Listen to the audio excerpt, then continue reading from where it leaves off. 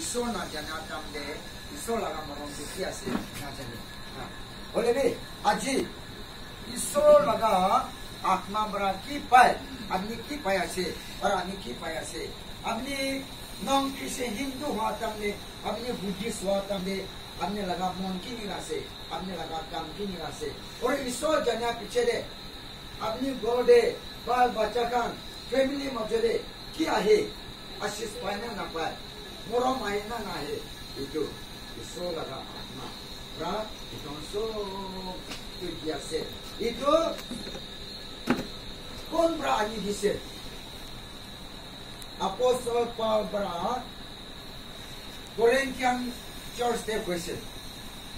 और itu নিছানা আপনি কান খ্রিস্টান হওয়া বেশি সাল भी হব পাৰে और অলপ সাল भी হব পাৰে অলৰেডি আমি এতে আমি কান একটা ভাবনা কৰিবলৈ মন থাকাটো